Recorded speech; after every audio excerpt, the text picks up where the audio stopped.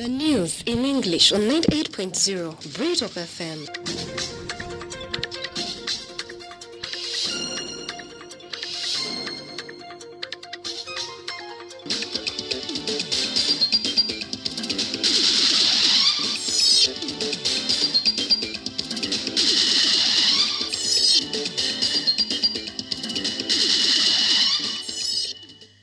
Opposition to boycott plenary sittings over security raid of NOP officers. NEB teachers dodge classes over multiple loans. Makerere students initiate campaign to combat alarming dropout rates.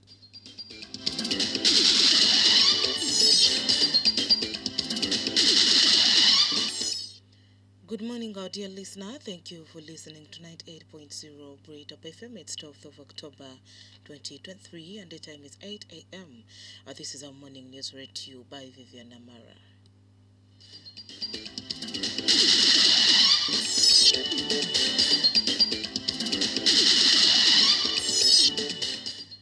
Student leaders at Makerere University, led by the Guild President Robert Maseruka, have initiated a campaign dubbed Save a Makerean, aimed at raising 1 billion shillings to help their underprivileged colleagues on the verge of dropping out due to tuition fees. Maseruka said approximately 1,000 students drop out of the institution each academic year due to tuition fees challenges. He further disclosed that in the previous semester he received reports that nearly 3,000 students were unable to sit for their end of semester exams because they couldn't clear their tuition fees. Let's hear from Maseruka.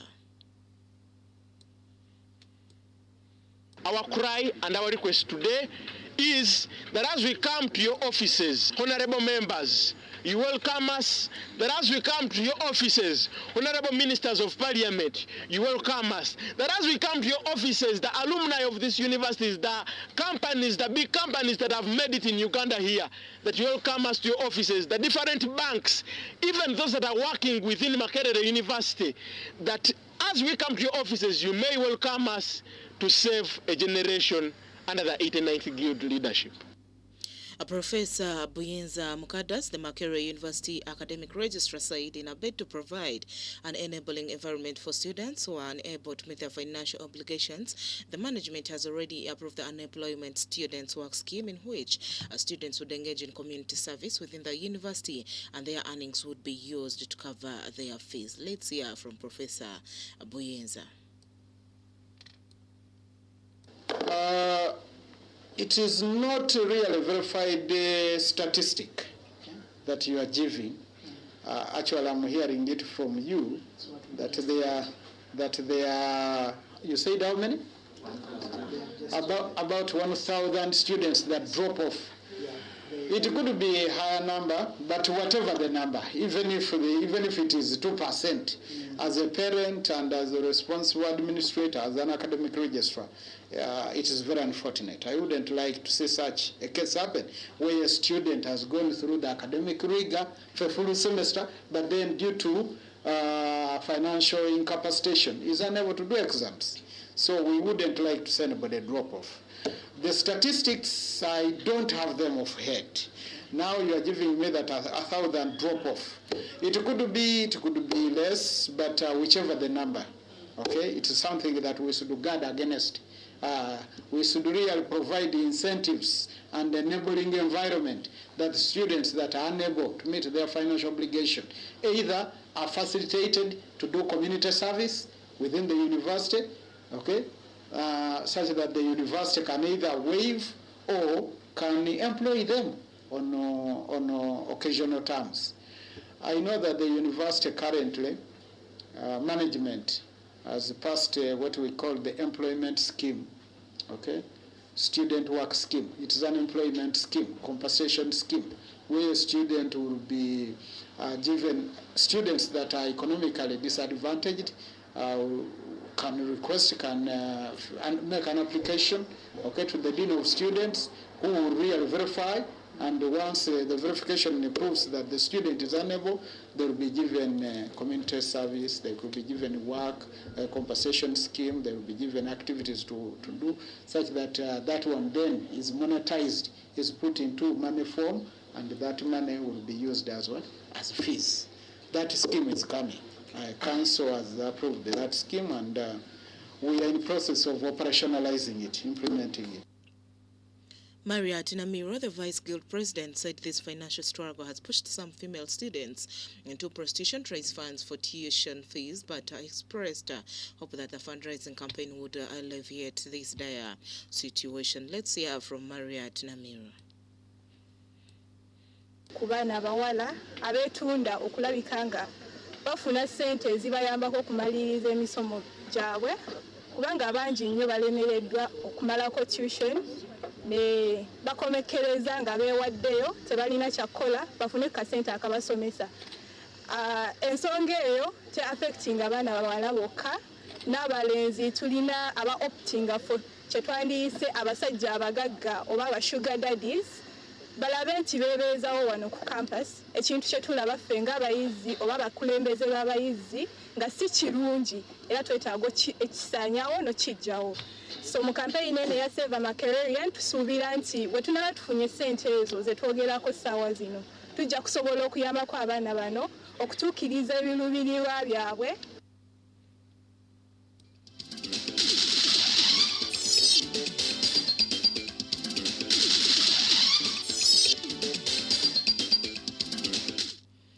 Residents in Napak district have been encouraged to invest in kitchen gardening to avert hunger in their families as they wait for the government relief. Kitchen gardening is a simple farming method that mainly produces vegetables such as tomatoes, greens, eggplants, and onions, among others within the compound. Abraham Nangiro, the Napak district agriculture officer, said unpredictable weather patterns have contributed to low food production in the district, and it would be wise for the households to establish small gardens around their compounds, which are easily managed. This is Abraham Nangiro. As government, in this time, we have been able to do much sensitization to the farmers, first of all, to keep the little they have been able to harvest, and also to engage more meaningfully into household crop production, for example, vegetable growing, and this is done through micro irrigation trials at household level. And so by doing this, farmers are actually able to catch up. And also, what has been the current situation also is that the farmers do not have enough seed.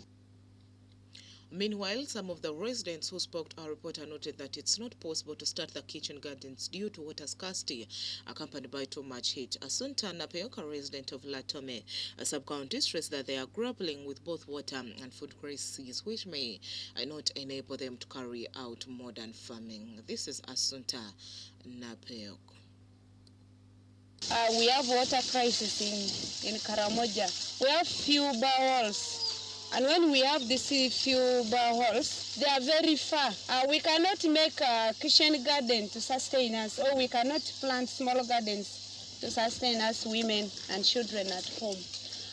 We go very far to fetch water. And when you bring this water, you bring one jerrycan, which is enough for the family. Sometimes it doesn't even sustain the family.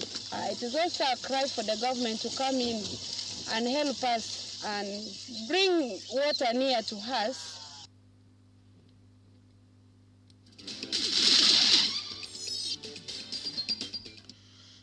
A motorcycle rider died on the spot yesterday evening after hitting a stationary vehicle in Moboku along the Kasese Fort Portal. David Amanyamo Kanyeke was riding a motorcycle registration number UFW 388 NTVs from Fort Portal heading to Kasese when he rammed into a parked Mercedes ML registration number UAP 780L and died on spot. Renzaro East Region Police spokesperson Nelson Tumshime said the motor vehicle driver, identified as John Mumbere, has been arrested. Let's hear from Nelson Tumsime. Who was riding a motorcycle registration number UFW 388N. I was coming from Fort Portal heading to Kasese, and sadly he hit a stationary motor vehicle registration number UAP 780/L Mercedes-Benz by make.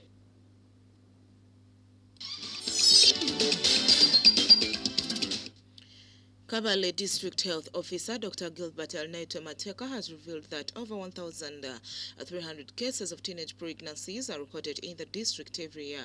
Dr. Gilbert Mateka's report indicated that Kabale District registered 1,346 teenage pregnancies in 2020, 1,479 cases in 2021, and 1,478 cases in 2022. The Kabale District Senior Health Educator Dr. Alfred Besgensi and the Executive Director of Chigezo Women in Development, Florence Tumhere, attributed the problem to insufficient sex education. This is Dr. Alfred Besgensi. watandika kwegesa habuhangwa bw'abasigazi n'abishiki no kubaratukura no kubaratwaza kirabasha kubayamba kwemanya bucikare bakamana no kubaratwaze kandi eco bakimanya kurungi kirabasha kutuyambaho okucendeza kugirenda abishi bacyari bato habukuba abishi bamwe baragirenda ahabukuba tibaramanya enda bazigira ryari tibaramanya ko kubashimiye kutwaza kandi abazere tibabahera ubwire. The Kabale Deputy Resident Commissioner Ronald Bakak said sometimes police collide with parents to negotiate with her suspects of defilement cases. This is Ronald Bakak.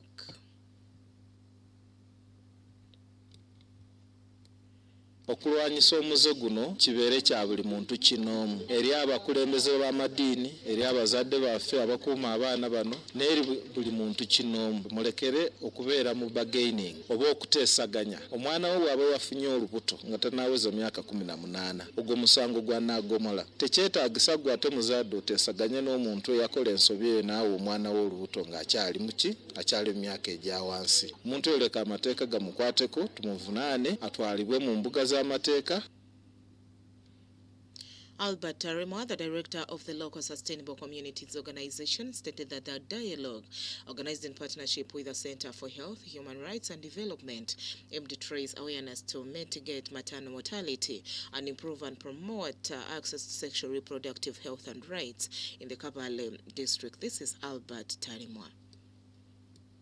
Ekintu ekyo tebakukyetegereza munonga tebakumanya obugabe bwabo abashemeye kushanga obuherezo obwe oshemeye kuba nabubaha n'obashemeye kuba nabushanga kandi twarebamu enshonga nyingi nka okukirra obwo buhereza abantu abingi nibatinayo abo kuba kuhikayo abakubuhereza babajuma kabana bato abantu nibakira kutina kuza kwakira obwo buhereza nko bwa family planning abo kugira ngo bakuhikayo bababuza ngo hati nkiyo mwana muto ebinonde byinshi so twantugeza okubihaja naho nkabebembezi.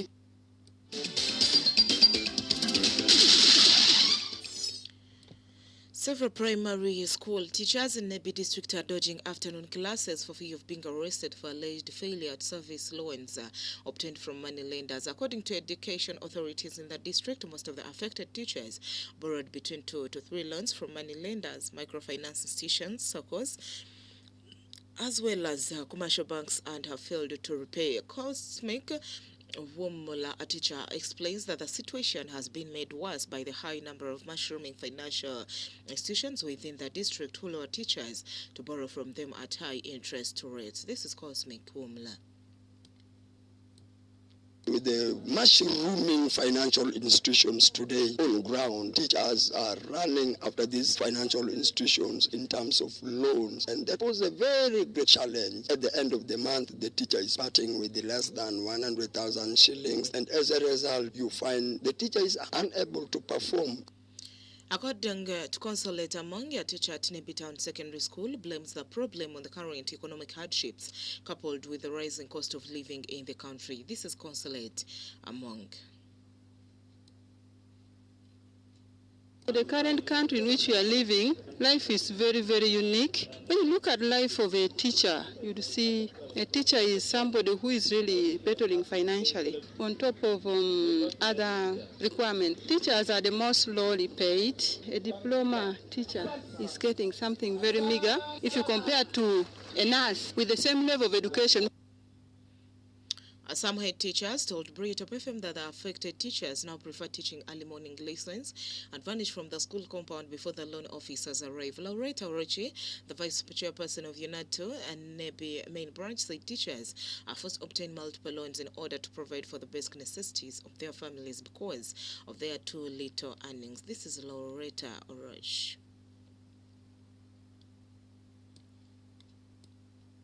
Our teachers are actually subjected to low status, which not only affect the quality of teaching, it even scares away the manpower that is supposed to be attracted to the profession. Because as a profession, we need to retain the manpower. It should appear in a way that people admire it.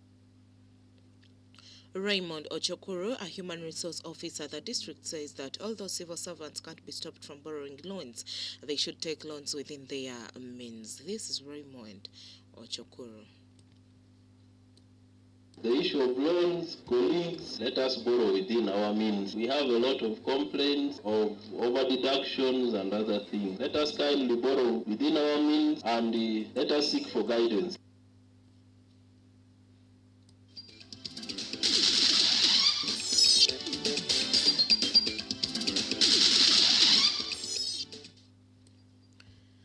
Opposition members of parliament have resolved to boycott plenary sittings unless the government apologizes for the brutal security siege of no party headquarters on October 9th, 2023.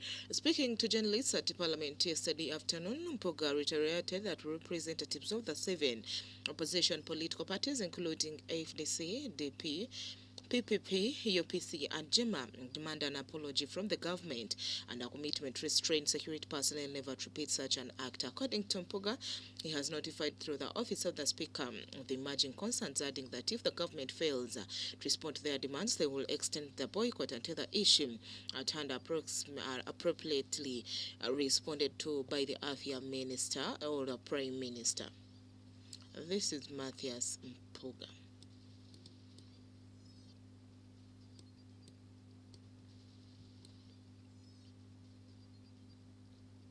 What we shall do if the statement does not come is a matter we shall act upon. We shall not speak about it, we shall simply do it.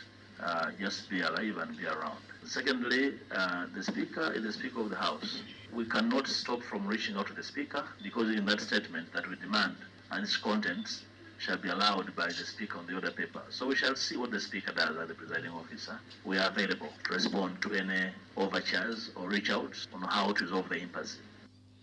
In his opening communication during plenary, Deputy Speaker Thomas Tayebwa confirmed receiving a letter from the LOP. He directed the Premier to make a formal statement in the House on the matter today. Let's hear from Speaker Thomas.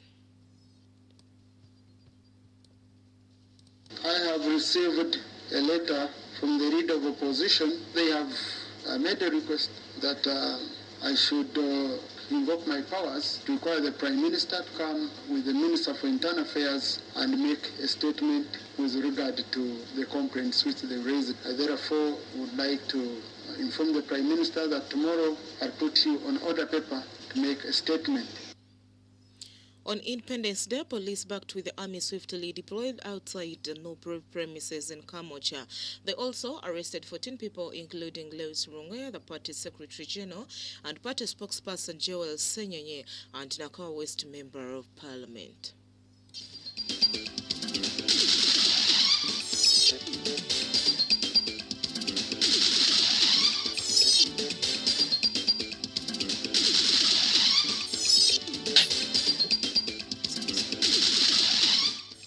Thank you, our dear listener, for listening tonight. 8.0 Britop FM. That has been our morning news read to you by Vivian Amara. Have a blessed day.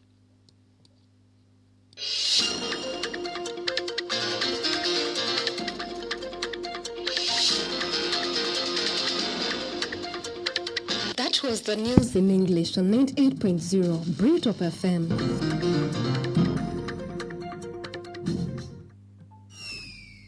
Chena na mnana katonyeza 0.